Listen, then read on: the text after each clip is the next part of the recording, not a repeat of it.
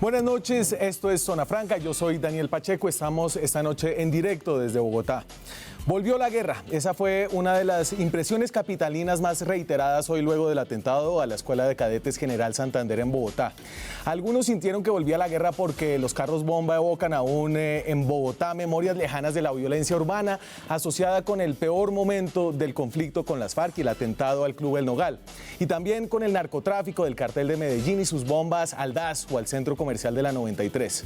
Otros de los que dijeron que volvía la guerra, desde el uribismo, por ejemplo, lo hicieron como una afirmación política sobre el fracaso de los diálogos de paz del gobierno anterior. Y no es para menos, el atentado de hoy es el más grave en 16 años desde la bomba del Club del Nogal que dejó 36 muertos aquí en Bogotá. El atentado de hoy contra la institución de formación más importante de la policía en Colombia deja hasta ahora 11 muertos y más de 50 heridos. Además de su significado simbólico en términos de pérdidas de vida humana, este es el atentado más grave en Bogotá desde lo del Nogal. Y eso puede que sea evidente para los 7 millones de bogotanos, el establecimiento político y mediático que está acá, pero no lo es para millones de personas en el resto de Colombia. Estas que tengo atrás son las caras de los 12 soldados y policías que murieron en un atentado con explosivos en Huicán, en Boyacá, hace 4 años, 12. Para no irnos tan lejos, acá en Bogotá hace 2 años hubo 3 muertos en un atentado terrorista en el centro andino. Entonces, ¿volvió la guerra? Pues no, la guerra, la violencia ha cambiado mucho en Colombia, pero por más de 3 generaciones siempre ha estado acá, sigue acá y hoy la vivimos los que normalmente nos escondemos en la normalidad capitalina. Aquí arranca Zona Franca.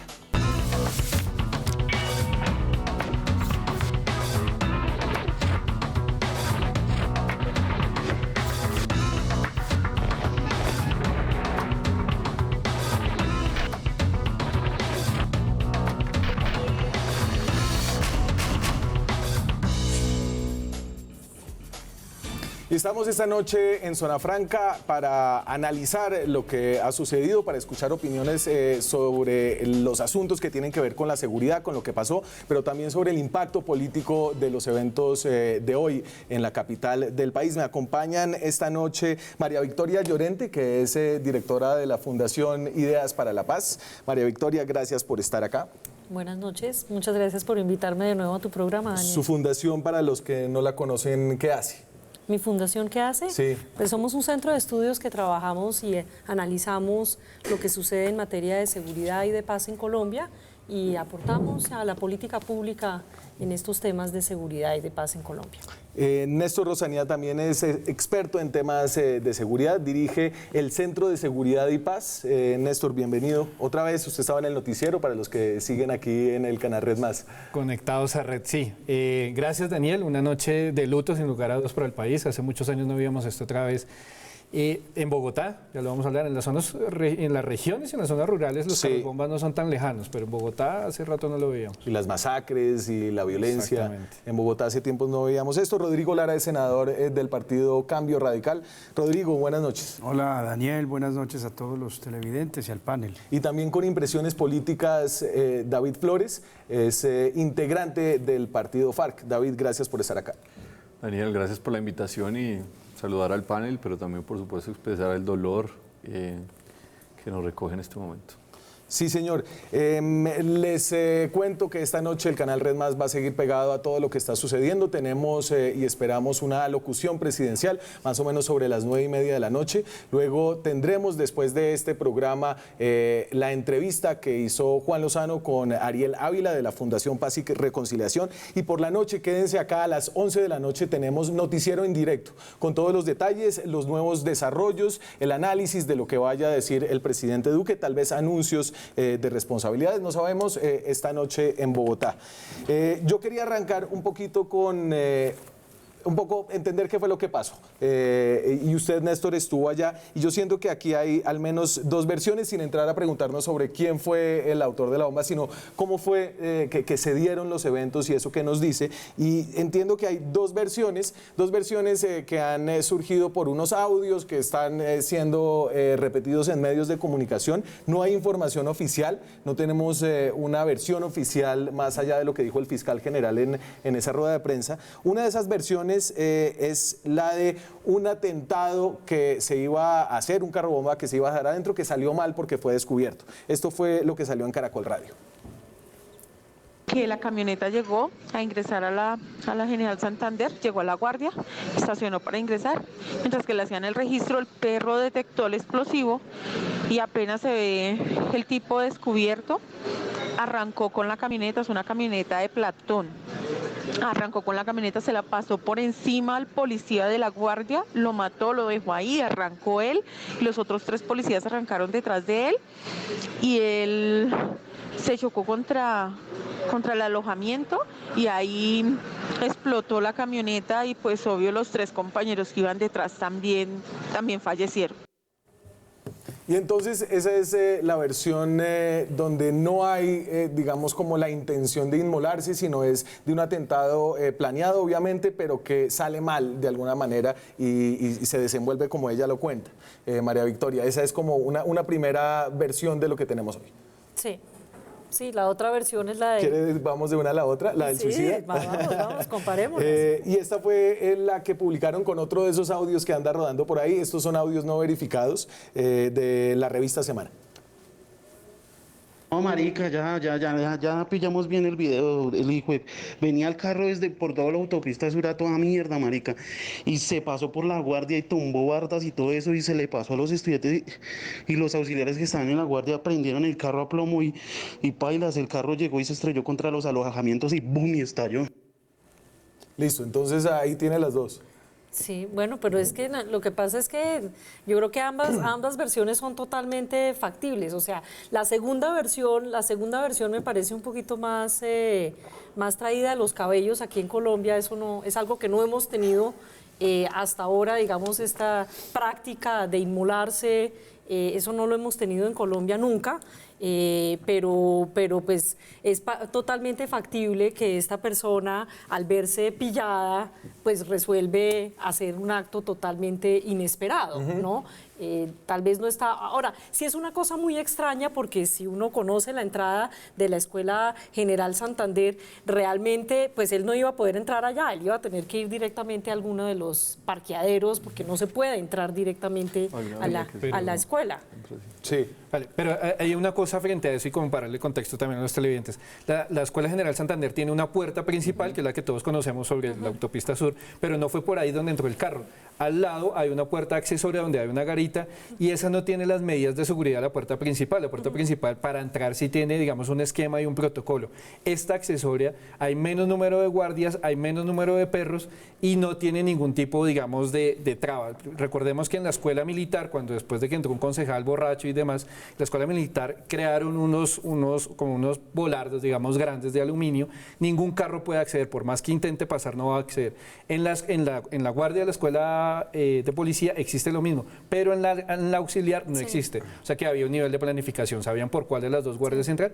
Y hoy que yo tuve la oportunidad de estar allá, estaban las vallas porque rompió toda la malla y realmente siguió en línea recta. Sí. Entonces, eso para decirlo, Daniel, que tener la claridad de las dos puertas y por cuál fue la que entró. Yo creo que esto lo que demuestra es la importancia y la necesidad urgente de que la Fiscalía General de la Nación empiece a establecer unas hipótesis serias. ¿En qué sentido? Si escuchamos en detenimiento el primer audio, habla de una camioneta de Platón. Déjeme decirle algo del primer audio, David. El final, y yo lo escuché esta mañana en Caracol Radio, lo escuché completo después y ella termina diciendo, gracias a Dios yo no estaba ahí.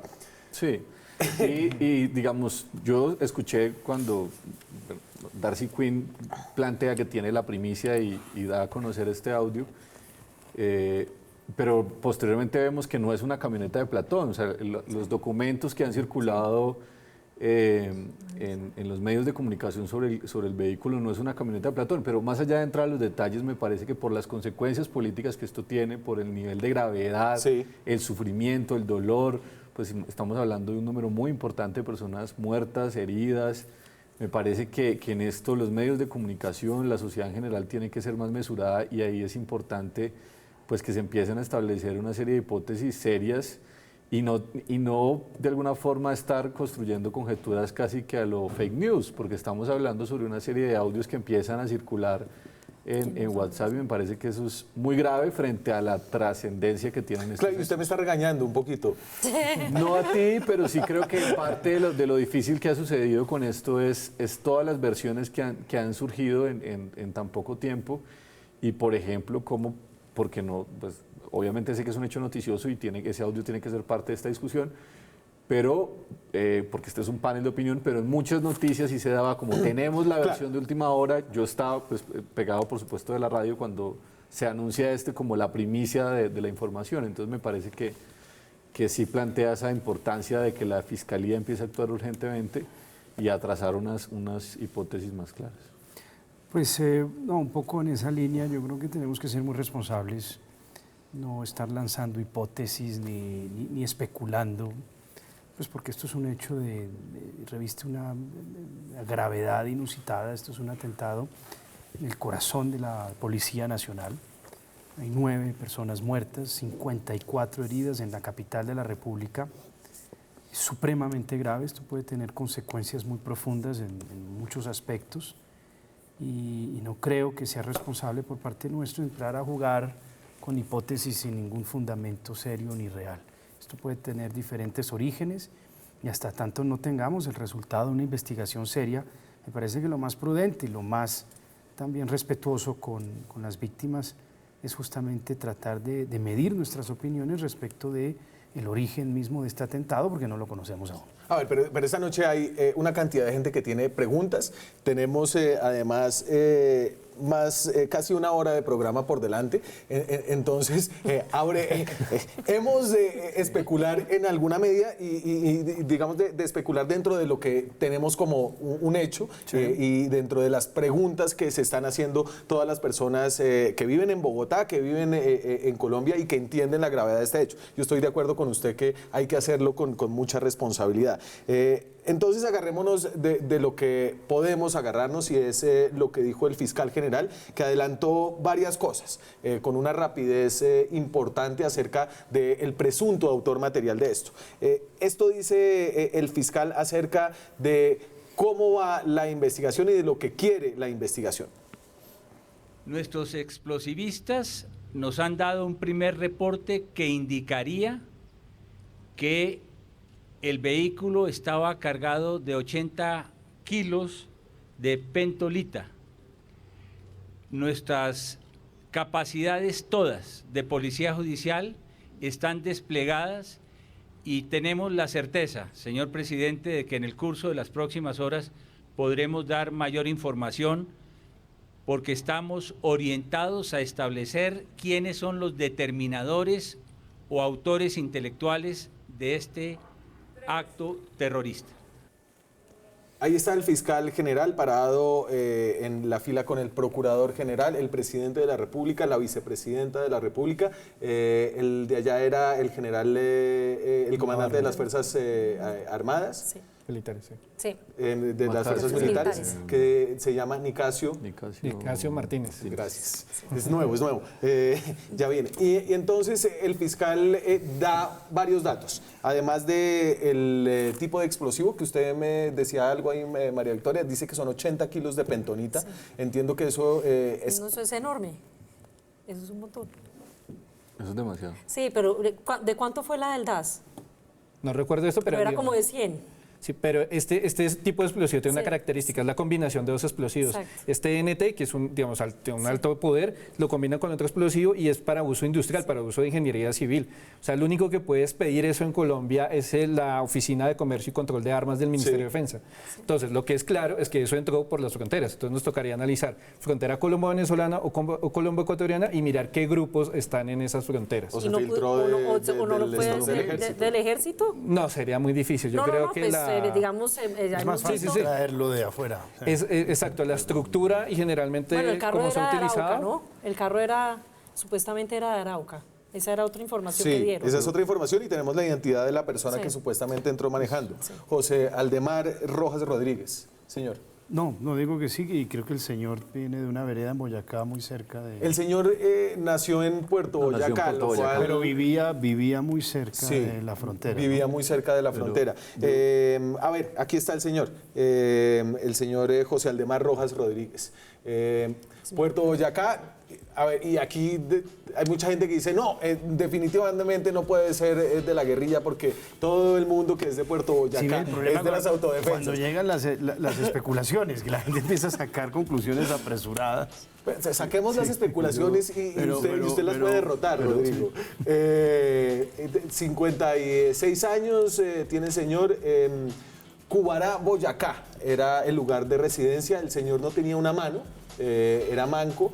Y eso podría tener alguna relevancia según un organigrama que está rodando por ahí. De nuevo, aquí hay una cantidad de información y una falta de información oficial grande. Yo quisiera decir, digamos, varias cosas. Primero, digamos, refuerzo un poco lo que planteaba anteriormente y es la importancia de que la Fiscalía, que es a quien le corresponde, empiece a establecer unas hipótesis. Pero lastimosamente también habría que decir que quien le corresponde dirigir esta investigación, pues hoy no da garantías para ello, digamos, o por lo menos para un sector importante de la sociedad. El fiscal Néstor Humberto Martínez no es un fiscal que pueda dotar una imparcialidad, que pueda generar una aura de tranquilidad. Y creo que pues esto lo que demuestra es que lastimosamente su permanencia en la Fiscalía General de la Nación afecta la legitimidad de una institución que es clave máxima en estos momentos.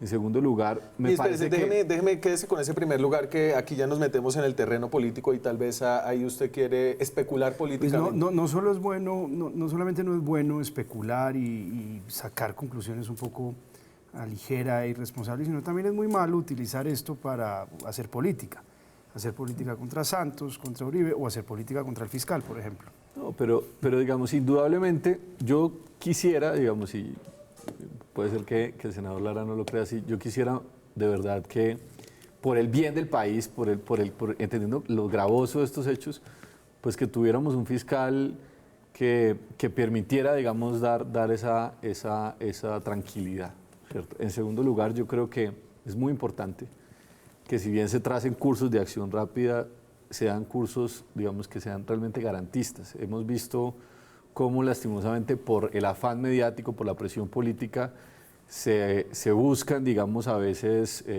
objetivos que terminan no siendo y digamos, afectando Pero complacerlo a usted, señor, es muy difícil. Libertades democráticas. Porque tiene que ser rápido, pero al mismo tiempo perfecto. No estoy diciendo eso, pero digamos, hay que reconocer que efectivamente aquí ha pasado que sobre la base de una presión política y mediática, que es entendible, por supuesto, por el dolor que hay aquí, pues se terminan a veces generando atropellos. Sí. Y otro elemento, pues, digamos, De antemano se está poniendo en tela de juicio cualquier resultado que profiera la Fiscalía. Pues es Pero que no, lastimosamente yo es creo que así, ese no, pero lastimosamente no, es así porque... David, ese fiscal que tenemos hoy, yo creo que, digamos, no creo que este sea como el escenario como para plantear, digamos, el debate político alrededor del fiscal. Yo creo que No, pero pues es una realidad. Tenemos un fiscal cuestionado que le corresponde... ¿Puedo hablar? Usted ya habló. ¿Sí? Claro que sí. Entonces, no, a mí me parece, yo coincido con el senador, a mí me parece que como también están circulando versiones acerca de que, claro, esto es culpa de que le permitimos hacer demasiadas cosas a los terroristas, entonces es culpa de Santos y de la política de Santos, o sea, hay muchas versiones circulando para utilizar este acto atroz y doloroso contra el país y la ciudadanía y obviamente contra la institución policial de manera política. A mí me parece que hay algo muy significativo de esa rueda de prensa y es que hay una representación del Estado ahí. No es solamente el Ejecutivo, ahí está también el Procurador General, Entonces, tampoco es una cosa que esto se lo van a votar al fiscal para que él haga lo que quiera con esta investigación.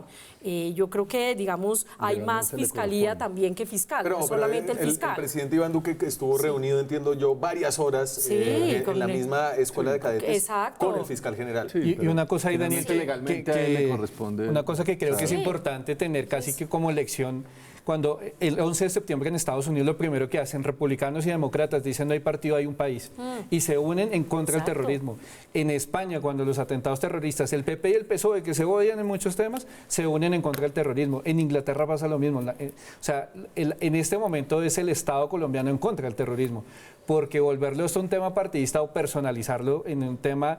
O sea, llegué a ver estas cosas en redes sociales que era porque hoy se iba a hacer el plantón en contra del fiscal. O sea, ya eso es caricaturizar una tragedia. Sí, pero digamos que lo que está pasando en la fiscalía no es menor. Es decir, renunció el director de medicina legal, que es un cuerpo forense, un cuerpo que es importante en las investigaciones. Entonces, digamos que hay una parte importante de la ciudadanía que ha perdido confianza en el fiscal y que está pidiendo su renuncia. Sí, pero aquí hay que ver el tema de institucionalidad, porque está el Cuerpo Técnico de Investigación, que es un equipo de verdad de profesionales que están. Está la SIJIN también de la policía. Los mismos policías son los más interesados en estar trabajando. Sí. ¿Quién asesinó a sus compañeros? Está la institucionalidad en pleno. Yo creo que en estos momentos hay que cerrar filas en contra del terrorismo, no abrirle un espacio al debate. Me tengo que ir a la pausa. Quédense con nosotros esta noche. En algunos minutos estamos esperando una locución presidencial. Ya regresamos. Seguimos en Zona Franca, estamos en directo desde Bogotá, son las 9:26 de la noche. Estamos hablando de la noticia del día, de la noticia hasta ahora del año. El atentado hoy en la Escuela de Cadetes General Santander, que deja hasta ahora 11 personas muertas, más de 50 heridos. ¿Quién es el responsable de este atentado? Es la pregunta que sigue, más allá de lo que pasó, de si fue un atentado suicida o no. ¿Quién es el responsable? El presidente de la República no hizo ninguna atribución, tampoco el fiscal general. Fueron realmente muy cuidadosos con eso. Desde inteligencia militar se han recibido algunas indicaciones de que podría ser el ELN y hay otras de que el señor José Aldemar, digamos que vive en Cubará, una zona donde el ELN tiene alguna influencia muy cerca de la frontera venezolana. ¿Cómo sabemos que es él el que estaba en el carro, Néstor? Dos cosas, para saber si fue el ADN y digamos el tema de huellas dactilares también si pudieron rescatar, porque el cuerpo quedó desmembrado, pero habían partes, digamos, en los videos que son bastante fuertes, se puede identificar quién era la persona. Además, por cómo iba vestido. Pero usted tiene una base de ADN con todas las personas que están asociadas al ADN. Registraduría tiene el tema dactilar en la cédula de ciudadanía. Y eso es simplemente como meterla, si quedó una huella dactilar, es meterla en una tiene una base de datos y si tenía su cédula de ciudadanía el día y demás, tiene. Ahora, creo que familiares también. 3 hermanos. O sea, pero fue a las 9 de la mañana y a las... ¿A qué horas habló el presidente? A las 12 del día. El fiscal ya sabía que era José Aldemar Rodríguez. Pero ahora... El dueño del carro. Es el dueño del carro, pero no sabemos si era el que iba en el carro. La información que hay es en torno al carro. ¿Cierto? Digamos. Ellos ellos están diciendo efectivamente que él iba en el carro. Sí, ¿cierto? Pero es la pregunta de cómo... Pero lo que han mostrado para sustentar eso, o por lo menos, digamos, lo que ha relucido hasta el momento, es la información relativa al control técnico-mecánico del carro, a la propiedad del carro y a dónde vivía el señor, que en teoría es el propietario del carro. Usted hizo una pregunta en Red Más si era, señala un punto, la persona que va a poner una bomba lo pone en un carro a su nombre. Eso es curioso, ¿no? Lo que genera la duda es que generalmente se utilizan carros robados. Esto nunca la persona tiene el carro a su nombre y hace la revisión técnico-mecánica y todo el tema. Pero creo que uno de los temas que tocaste, Daniel, era ¿quién fue? Que esa es la gran pregunta. Entonces, nosotros hemos adelantado como algunas variables de hipótesis. Creo que, no sé, como decía ahorita el senador, no se trata de generar alguna responsabilidad directa, pero sí generar algunas hipótesis de trabajo, que eso es lo que se hace en estos escenarios. Entonces, hay 3 fundamentales. Primero, una puede ser el ELN en términos de que de la infraestructura que se necesita para cometer un atentado de estos. Segundo, que está el Arauca, esa es una zona compleja donde está el Frente Domingo Laín. Y el Domingo Laín tiene toda esa cobertura en esa zona del país, tiene el tema de los explosivos y tiene una capacidad importante también, Daniel, es cuál. mucha gente que estaba en Antonio Nariño, que trabajaba con las FARC, se sabe y se conoce que existió un cambio de brazaletes y están en las redes urbanas del ELN. Eso le generaría, le permite crear un escenario para poder entrar a Bogotá y crear todo un movimiento logístico. Porque lo que tenemos claro todos es que esto lo crea alguien importante. Segundo, disidencias que han sido golpeadas duro por la policía. Tenemos 3 fundamentales. El Frente Oliver Sinisterra, acaban de dar de baja a Guacho, puede ser una retaliación. Segundo, el Frente Libardo Moratoro, los Pelusos, también han sido atacados duramente por el antiguo PLE, también ha sido atacado duramente. Y el tercero que pierde fuerza es el Clan del Golfo. ¿Y por qué pierde fuerza? Porque el negocio del Clan del Golfo es el narcotráfico y no atacar al Estado, irse a una guerra contra el Estado. Y la tercera, que esta puede también tener algo de fuerza, es ¿cuál? Hay una reestructuración del bloque oriental donde está Rodrigo Cadete, John 40, Iván Mordisco, Gentil Duarte y demás. Allá el Paisa no volvió a aparecer. Lo que se sabe hasta ahora de esta información es que estaría operando sobre esas zonas. Nosotros empezamos a hacer una traza, Daniel, hacia el pasado. ¿Qué atentado terrorista se podría parecer a este en términos de un carro, del nivel de explosivo, la cantidad de explosivo y tal? Encontramos que el Nogal fue muy similar en términos de la inteligencia, el explosivo, la cantidad. Y nos daba que puede existir en una línea de hipótesis, que son 3 líneas que se están trabajando. ¿Algún comentario sobre esa hipótesis? Yo creo que es una hipótesis, digamos, y me toca calificarla así, irresponsable, en el sentido en que, digamos, ¿cuál es, por ejemplo, digamos, evidentemente hay unas disidencias de FARC, eso es innegable, pero se habla aquí... Tengo que interrumpir, David, perdón, porque ya va a hablar el presidente de la República, el presidente Iván Duque, esta noche a las 9:32. Esto es lo que dice. Compatriotas, en la mañana de hoy, la Escuela de Cadetes de Policía General Francisco de Paula Santander, en Bogotá, sufrió un miserable ataque terrorista. Este infame atentado en un centro educativo contra jóvenes estudiantes cobró la vida de cadetes de primer año y dejó heridos a otros jóvenes en camino a convertirse en policías de la patria. Este atentado fue contra nuestra juventud, contra nuestras libertades, contra todos los colombianos. Los criminales atacaron un centro de estudio donde los jóvenes aprenden a proteger la vida, la honra y los bienes de todos.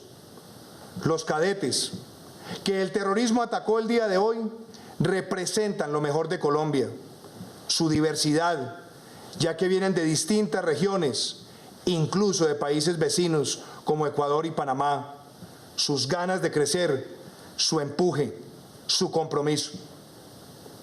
Todo el país acompaña a sus familias, a sus seres queridos en estos momentos de dolor.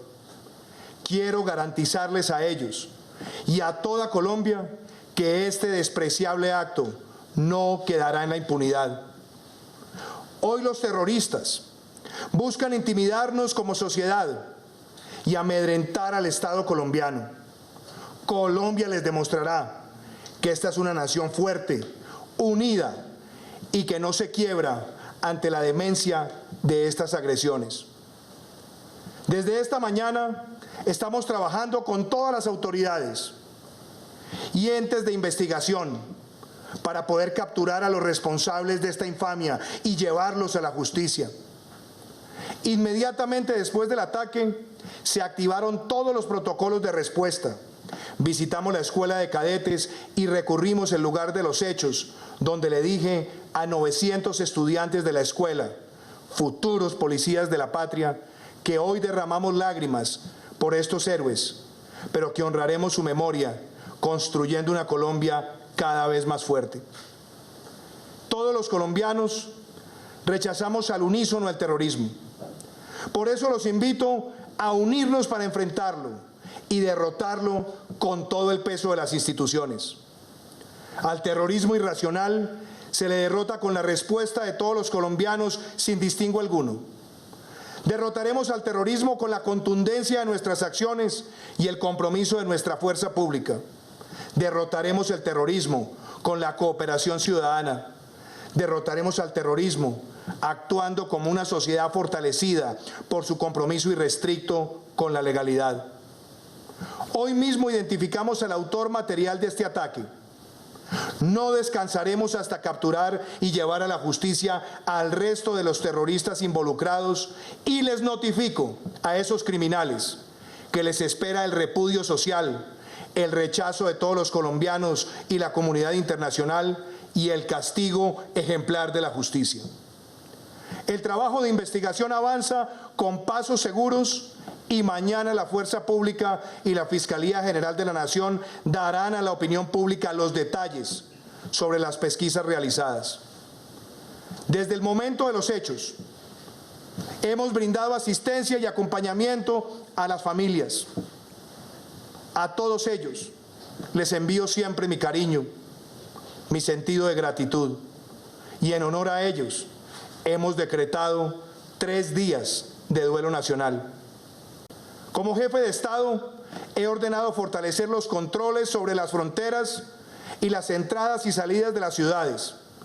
Igualmente he solicitado dar prioridad a todas las investigaciones, convocando la solidaridad, la información y la ayuda de la ciudadanía para identificar a los autores intelectuales de este atentado terrorista y a sus cómplices. Nos enfocaremos con prioridad en las capacidades de los organismos de inteligencia para prevenir, anticipar y neutralizar cualquier ataque de esta naturaleza. Colombianos, el terrorismo pretende golpear y amenazar nuestros valores, nuestra democracia y nuestra justicia. Pero cada uno de ustedes debe tener la certeza de que estamos preparados para defender a nuestro país. Estamos aquí para defender nuestro futuro. Ante este ataque miserable, vamos a fortalecernos como nación y vamos a seguir actuando contra los grupos armados organizados que operan en el país. Nuestro gobierno seguirá impulsando las redes de participación cívica a través del trabajo mancomunado entre la fuerza pública y la ciudadanía para obtener información que permita desmantelar sus estructuras. Profundizaremos los sistemas de recompensas para capturar a sus cabecillas y les extinguiremos el dominio a todos sus bienes sin ninguna contemplación. Les perseguiremos sus fuentes de financiamiento, como lo es el narcotráfico, y emplearemos todas las herramientas disponibles para quitarles el combustible de sus actos criminales. Colombianos, es en las adversidades donde nos crecemos, donde mostramos nuestra resiliencia, nuestra fe, nuestra solidaridad y nuestro espíritu. Hoy, nuestra nación siente dolor, pero no se doblega. Colombia está firme y unida para derrotar el terrorismo. Buenas noches. El presidente de la República, Iván Duque, en una alocución presidencial donde básicamente creo que reiteró lo que dijo esta mañana en la Escuela de Cadetes General Santander. Rodrigo, ¿usted escuchó algo distinto, algo nuevo que resalta? No, todos rechazamos el terrorismo, todos repudiamos esta acción cobarde y todos expresamos nuestra solidaridad y nuestro pésame a los familiares de las víctimas. Yo creo que ese es el mensaje del presidente Duque, el mensaje en el que todos estamos unidos. María Victoria. Bueno, pues es el mismo mensaje de solidaridad y de... O sea, digamos que tal vez uno esperaría, quizás puede ser muy prematuro, pero esperaría, bueno, ¿qué va a pasar? O sea, es que creo que, digamos, este es un gobierno que esperábamos que iba a tener una estrategia de seguridad, que iba a tener... algún tipo de respuesta, no necesariamente a este hecho, digamos, este hecho deplorable, terrible, digamos, se da dentro de un contexto de recrudecimiento muy fuerte de la violencia en el país y de las condiciones de inseguridad del país. Esa es la realidad, eso viene todo el año pasado, arrancamos el año con el tema de líderes sociales que ya venía recrudeciéndose, los desplazamientos forzados también se han recrudecido en el país, o sea, todos los indicadores de violencia del país están, y quizás lo que uno esperaría es como una respuesta como más clara Pero no vio el plan, vamos a quitarle las fuentes de financiación, vamos sí, a pero eso proteger que tiene las... distinto a lo que ya, o sea, Sí, son las mismas cualquier metas de erradicación. sí, digamos, vamos a combatir el narcotráfico, bueno, ¿cómo lo vamos a hacer? Esto no es con declaraciones de intención, Sí, básicamente. sí. Lo que inquieta un poco Exacto. es que hemos sentido que el país se ha salido un poco de control y de las manos en ciertas regiones del país, cuando pues lo que esperábamos era un gobierno justamente que representara el orden y la ley y la justicia en el territorio. Falta un poquito de coordinación y vemos que, por ejemplo, en ciertas zonas, inclusive donde no hay coca, Sí. que no todo puede ser atribuible, digamos, a la expansión del narcotráfico, que ya viene desde unos años atrás, con el número de hectáreas de cultivos, como la Sierra Nevada, se ha vuelto a ver presencia, por ejemplo, de grupos armados al margen de la ley. Entonces, lo que nos inquieta un poco es que hay una sensación, de cierta manera, de poco control o de pronto de que el orden público se está deteriorando. Paradójico en el gobierno del uribismo. No, David, digamos, ¿qué recoge usted de lo del presidente? Por supuesto, digamos que todos rechazamos este execrable hecho, pero digamos, empieza Duque un poco al temor que tenemos, y es cómo se empieza a utilizar esto políticamente y cómo en últimas termina legitimando una agenda de restricción de libertades y en una agenda de reciclar, por supuesto, lo que fue el gobierno de la seguridad democrática. Estamos hablando otra vez de las redes de cooperantes, estamos hablando otra vez de, digamos, o sea, un poco el temor, lo que quiero un poco plantear aquí es que si bien es por supuesto un hecho muy doloroso, este no puede ser la forma en la que se empiece a legitimar políticamente una agenda política, legislativa y demás que sea bastante restrictiva en términos de libertades democráticas, sí, de violaciones a los derechos humanos, como fue todo lo que en buena medida fue la seguridad democrática, ¿cierto? Me parece que en esa perspectiva sería un retroceso Néstor. importante para el país. Creo que nos quedamos esperando, duramos 8 horas esperando qué iba a decir el presidente en la noche. Y comparto lo que decía el senador y María Victoria. Hablar del narcotráfico, este es el discurso que dan en los 80 después de un carro bomba. Vamos a combatir sus finanzas porque son el narcotráfico. O sea, lo que quería ver el país realmente era un avance. Bueno, dijo que mañana las autoridades y que el fiscal y las fuerzas militares van a... Pero nos quedamos como a la expectativa de realmente un pronunciamiento más allá. Sabemos que no se puede dañar la investigación, sabemos que hay un tema de confidencialidad y que es el presidente de la República, pero creo que, y comparto con el doctor Rodrigo, que la estrategia de seguridad hoy en Colombia y con María Victoria, no hay una política clara en términos de seguridad, que es necesaria. No hay. Nos vamos a una pausa. Cuando regresemos seguimos dándole la vuelta a la pregunta de esta noche. ¿Quién está detrás del atentado de hoy en Bogotá? Ya regresamos. Seguimos en Zona Franca, son las 9:46 de la noche. Esta noche Zona Franca se va a ir un poquito más largo, ya que tuvimos la locución del presidente que nos dio tanto para analizar. El presidente de la República. Veníamos hablando de... el presidente de la República. Veníamos hablando de la pregunta que se hace todo el mundo, es quiénes son los responsables. Y yo me devuelvo aquí a la pelea que ustedes estaban teniendo. Entonces dicen esto, Rosonía, puede ser ELN, puede ser disidencias o puede ser el Paisa, porque esto se parece mucho a la bomba del Nogal. Y estaba diciendo usted, si lo recuerdo bien, usted, señor, hace una afirmación irresponsable. Sí, digamos, y lo retomo en el siguiente sentido. Independientemente de quién haya sido, es un acto repudiable. Pero me parece que, digamos, cuando se dice, por ejemplo, no, es que hay unas redes del Antonio Nariño que se reciclaron y están... ¿Cuál es la información para eso? Es decir, ¿dónde está la información real que permite establecer que la disidencia del Antonio Nariño... Es decir, una cosa es hablar, por ejemplo, del Frente Primero, no, pero ¿entrevistas con quién? O sea... Claro, me parece que es una investigación de campo que hemos Pero desarrollado.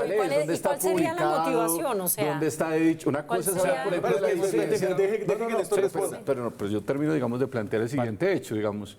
Hay una cosa es, por ejemplo, decir, sí, es que en el Guaviare hay una disidencia del Frente Primero, pero hay una serie de cosas que se dicen y cuál es el rigor científico, cuál es la muestra, o sea, me parece que, y son ciertamente irresponsables. Yo, ahí sí hablando también desde la academia, pues uno, ¿cuáles son las fuentes primarias, secundarias, terceras para decir eso? Déjeme que le responda, David.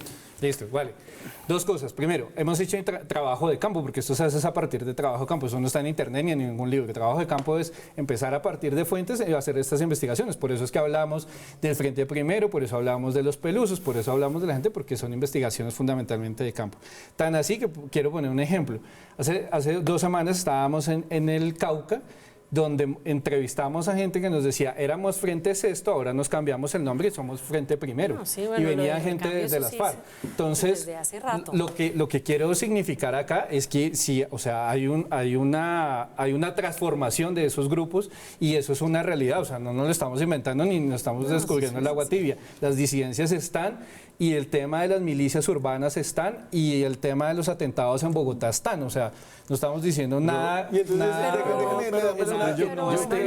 Don Berna fue guerrillero del EPL y muchos integrantes de las autodefensas fueron antiguos guerrilleros y así sucesivamente. Es decir, la cantera de gente para... Espere, David. Y entonces, en Bogotá ha habido una serie de atentados. Es decir, este atentado es muy grave, pero no es totalmente extraordinario en la historia de la capital. Fíjese que esto es solamente una década.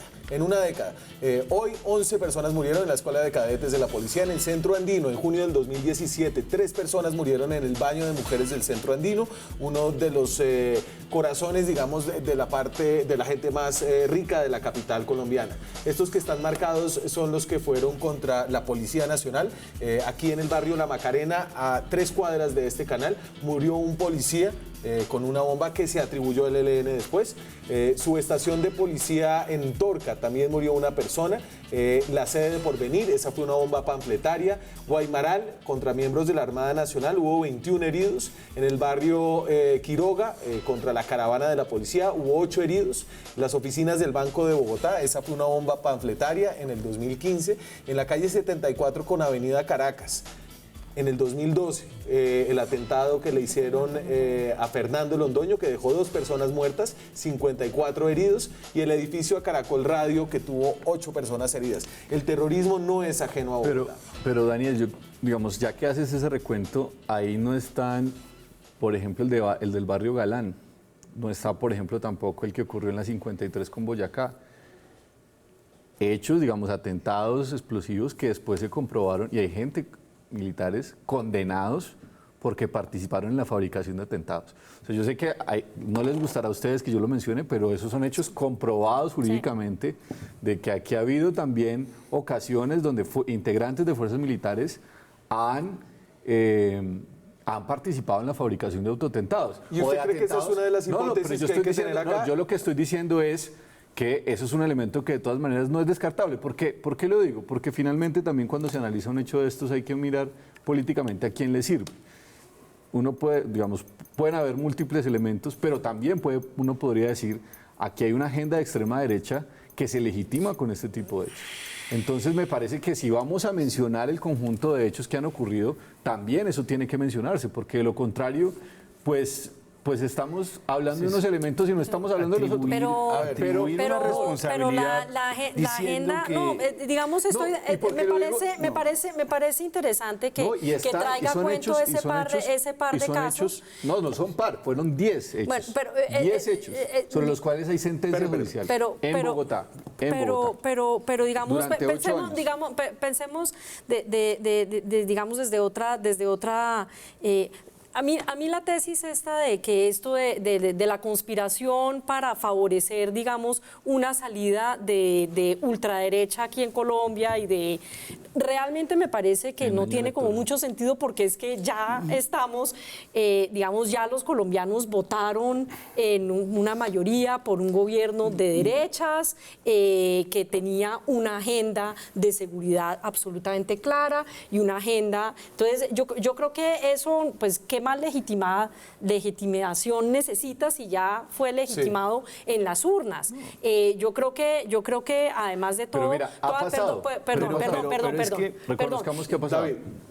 Sí, no, pero digamos, eso no, digamos, me parece, por ejemplo, también uno puede sacar otra similitud. El año pasado, a principios de año, hubo otro atentado en Barranquilla, contra una estación de policía muy grave, también 5 o 6 muertos, un montón de heridos. Y fue el ELN. Sí. Entonces uno por ahí también puede decir... Rodrigo, a lo que yo quiero llegar Todas las teorías complotistas siempre parten del siguiente raciocinio. Atribuyen la responsabilidad de un hecho con el argumento de a determinada persona, con el argumento a determinado sector, con el argumento de que a ese sector le sirve o le conviene el crimen, que es la forma más liviana o ligera o irresponsable de atribuir responsabilidades. Responsable es a quien le sirve el crimen. Todas las teorías complotistas parten básicamente de ese raciocinio. Y en segundo lugar, pues no se necesita de un atentado de esta naturaleza, por ejemplo, para terminar o levantar la mesa de negociación con el ELN.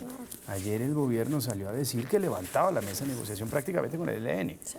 Ayer el alto comisionado para la paz, utilizando el secuestro de helicóptero, la destrucción de un helicóptero, un secuestro de los pilotos, dijo que ya con esto prácticamente se daba por terminar el diálogo con el ELN. Lo que pasa es que no se ha atrevido o no ha encontrado la manera ya, digamos, de ya formalmente levantarse de una mesa que digamos, está instalada. Pero yo no creo, francamente, que nosotros, con ese argumento de que miremos a quién le sirve, podamos atribuir responsabilidad. Déjeme, yo le doy unas voces de la calle, David. Unas voces de calle. David. Unas voces de calle que nos ayudan a entender un poco cuál es el ánimo de la gente luego del atentado de hoy y de cómo queda el panorama político y las susceptibilidades políticas, específicamente si se llega a comprobar que esto es un acto de la guerrilla del ELN. Esto es Zona Franca en la calle. ¿Con qué sensación queda usted después del atentado que vivimos hoy en Bogotá? Como con mucha tristeza, con mucho dolor. Esta es una guerra. Aquí uno no sabe ni a quién darle la razón. Yo creo que a todos nos queda la sensación de vaina, de repudio, miedo también, sí, claro. Uno no sabe si en realidad son las milicias, o es el mismo Estado, o son cortinas de humo. Genera mucha tristeza que los colombianos no podamos vivir en paz. Eso es lo que genera más dolor. Pues con mucha tristeza de lo que pasó esta mañana, pensando en las familias que quedan sin su ser querido por lo que sucedió. En 3 o 2 o un gobierno van a estar en un tratado de paz y ellos van a estar con una cantidad de beneficios y los padres y las madres de estos muertos recordándolos y sufriendo. Me queda una sensación de inseguridad, de tristeza también, de impotencia, saber que en cualquier momento estamos expuestos a tanto peligro. ¿Usted cree que si el ELN tuvo que ver con este hecho deberían acabar con los diálogos con ese grupo? No, los diálogos no se pueden acabar. Claramente se deberían cancelar. Con ellos no hay diálogo que valga. Si ellos quisieran un diálogo, estarían dispuestos a hacer la paz. El tema que sea el ELN, no sé, yo creo que en este país es muy discutible y desafortunadamente puede venir de cualquier lugar. No, yo creo que los diálogos deben persistir, llegar a unos acuerdos porque la única forma de llegar a una paz en este país. Definitivamente sí. Porque son asesinos, porque son malos, porque son bandidos. Sí, porque pues ellos no están, ellos hicieron una promesa y no están cumpliendo. Zona Franca en la calle, esa es la sensación un poco de la gente, Néstor. Sí, creo que hay dos cosas, porque también hay un rumor muy fuerte que si para eso fue la paz y que seguimos igual, que la paz no sirvió para nada. Creo que sí hay que dar un contexto y es cuál. El proceso de paz con las FARC lo que termina o intenta terminar es el ciclo de violencia política que vivió el país, que en el 64 se volvieron guerrillas móviles y a partir del tema de la Revolución Cubana aparecieron todos estos movimientos guerrilleros y apareció su respuesta de la extrema derecha armada y apareció el paramilitarismo y tal. Pero en este momento estamos en un nuevo ciclo de violencia en Colombia y nos vamos a ir a la criminalización en términos, ahora sí, sin excusas de ningún tipo. Estos grupos se dedicaron fue al narcotráfico. Quiere decir, la gente de los paramilitares que hoy son Clan del Golfo son narcos puros. La gente que estaba con las FARC en el bloque sur son narcos puros y Colombia hoy es el primer productor de cocaína del mundo. ¿Y los helenos son narcos Y los helenos están dedicados al narcotráfico en su gran mayoría en el occidente del país. Una cosa es que se dediquen, otra cosa es que sean narcos puros. Y María Victoria, si esto fue un ataque del ELN, ¿esto es un ataque terrorista? Pues no puede ser entendido como un ataque dentro de una guerra irregular. El terrorismo es una táctica. El terrorismo no es, no sé. Es decir, la escuela de cadetes no es un blanco militar. ¿Por qué no iba a ser un blanco militar? Es un blanco militar, es decir, me preguntaría yo si esto fuera el ELN y ellos dijeran, mire, estamos en una guerra irregular, esto no es terrorismo, yo no estoy aquí aterrorizando a la población civil, no, pero claro que un acto de eso, un acto de esos obviamente lo que quiere generar es lo que la población que ustedes entrevistaron en la calle están diciendo, generar miedo, además de todo decir, bueno, si eso es lo que quieren, uno esperaría que prontamente los que lo hicieron se lo atribuyan. Sí. Hay silencio del ELN, que es un silencio diciente. Sí, no sabemos. Pero Daniel, de lo que dijo la gente en la calle, yo quisiera rescatar, bueno, de algunas de las opiniones, porque por supuesto son diversas.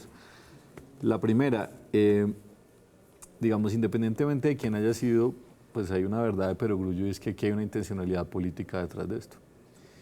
Y me parece que algo, y lo plantea el proceso, el acuerdo de paz en sí mismo, y es la necesidad de un pacto político que separe para siempre la violencia, las armas y la política.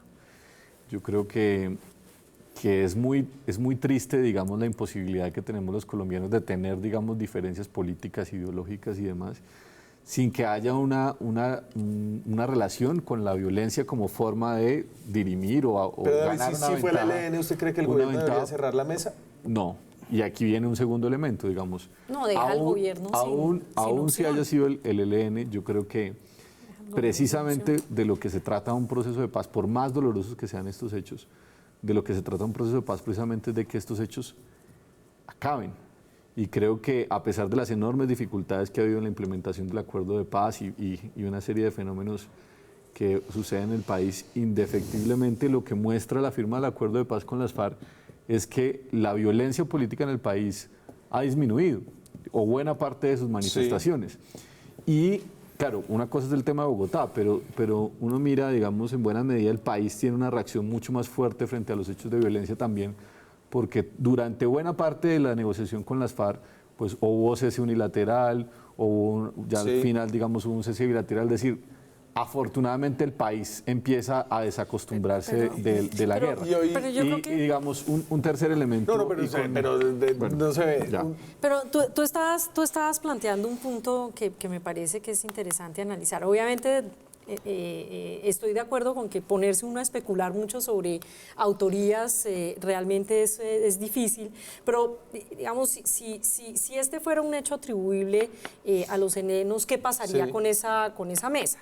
Yo lo que creo es que esa mesa ya estaba prácticamente terminada. En realidad, desde noviembre del año pasado ya eso no... El gobierno también, y hay que ser honestos en eso, recibió, digamos, un proceso de paz con el ELN muy maltrecho, digamos, muy difícil, y este es un gobierno que es elegido con una agenda política que no... digamos, el gobierno tiene un mandato que no es favorable a esa negociación. Luego, yo creo que aquí no es para entrar uno a juzgar si son buenos o malos, sino también ver como cuáles son las opciones que de verdad tiene el gobierno. Yo creo que este acto, si es del ELN, yo creo que es para mostrar más un acto de fuerza que cualquier otra cosa. Me queda una pausa. Cuando regresemos cerramos con la pregunta de qué significa esto para el gobierno de Iván Duque, para dónde va a acoger, a qué sector se va a acercar el gobierno del presidente Duque. Ya regresamos. Seguimos en Zona Franca, son las 16 minutos de la noche, nos quedan como 6 minutos de programa. ¿Esto dónde deja al gobierno de Iván Duque? Por un lado, hay unas voces como la de Álvaro Uribe, que tuiteó lo siguiente a propósito del atentado de hoy. Qué grave que la paz hubiera sido un proceso de sometimiento del Estado al terrorismo. Álvaro Uribe, el senador del Centro Democrático. Por el otro lado, otras voces, y aquí traigo lo que dice el partido FARC. Su partido, David, Expresamos nuestra solidaridad a las víctimas y a sus familiares y convocamos a todos los sectores del país a persistir en la construcción de un pacto nacional que saque la violencia y las armas del ejercicio de la política. Eso lo puse ahí porque resalto que es una declaración muy importante de un grupo que estaba dedicado a hacer política con armas hace apenas 3 años. El gobierno nacional y el país no puede dejarse llevar por la histeria guerrerista y las soluciones militaristas. La paz por la vía del diálogo es el camino. El gobierno de Iván Duque, ¿para dónde va a coger? Es decir, si usted, el presidente Iván Duque en esta coyuntura, ¿a quién llama? ¿A quién le dice, oiga, aconséjeme, qué hago? ¿Para dónde voy? No, pues creo que todo el país tiene claro que llama a Uribe, pero digamos, sí, digamos, lastimosamente hay que decirlo así, pero le doy la vuelta a la pregunta en el siguiente sentido. Por supuesto que lo que uno prevé ya en términos de análisis político es que va a reforzar, va a intentar tomar esto como la ruptura oficial con el ELN, pero lo trágico del asunto es que así sea una posición impopular, finalmente pues la guerra con el ELN también lleva 54 años, ¿cierto? Y aquí se puede decir que va a haber entonces la victoria militar, el aplastamiento definitivo, y finalmente lo que nos vamos a ver enfrentados es a una mesa posterior o a un escenario de diálogo, porque eso es lo que ha demostrado la historia del país. Entonces creo que a pesar del dolor, del repudio que puede generar este tipo de hechos, la enseñanza que deja también el acuerdo de paz con las FARC es que hay que persistir en el diálogo. Insisto, digamos que ahí hay un mensaje importante y puede ser impopular, hay mucho dolor, pero la única posibilidad que este país tiene de consolidar la paz es mediante el diálogo político. Rodrigo, ¿para dónde coge Duque? Y creo que va a estar de acuerdo con David. No, yo creo que esto de pronto le va a significar pues al gobierno una bandera nueva, indiscutiblemente, que de pronto con la que no ha contado. Puede convertir de pronto la ruptura del diálogo con el ELN y un enfrentamiento frontal contra el ELN pues como un aspecto sin duda para encontrar un gran propósito. ¿Y usted sí cree que ahí hay una bandera? ¿Una bandera sería la guerra con el ELN en la Colombia de hoy en día? Es una estructura guerrillera distinta, por ejemplo, a las FARC. Digamos, aquí no sé, cuando Uribe llegó al poder y convirtió la guerra contra las FARC en un gran propósito, se trataba de conquistar territorios que estaban en manos de las FARC. Es decir, era una guerra territorial. Sí. Cuando las FARC ya prácticamente no controlaban territorios y volvieron a su estructura de guerra de guerrillas tradicional, pues llegaron a una mesa de diálogo y esto se terminó en una mesa de diálogo. En sí el ELN no es que controle propiamente territorio, en Arauca no tendrá más de 600 hombres en armas, pero tienen, digamos, en el Sarare una base poblacional relativamente afecta por la historia misma de esa región de Arauca. Las estructuras que usted observa en el Pacífico, que son estructuras narcotraficantes, son pequeñas unidades, y es una guerra de guerrillas muy difícil. Acuérdense que la guerra de guerrillas las guerrillas solo pierden, frente a ellos no hay una gran batalla. La guerrilla se acaba cuando usted destruye completamente el foco, es decir, cuando muere el último guerrillero. Mientras que existan 10 o 15, no han perdido militarmente. Entonces, la variable tiempo. Y la variable de tiempo, por supuesto. La variable de la frontera con Venezuela. Y pues no es una guerrilla que tenga capacidad de copar las carreteras, ni convertirse en una amenaza contra la estabilidad del Estado como lo fue las FARC en los 90 y a principios de 2000. Entonces, pues yo no creo realmente que esto sea una bandera muy eficaz.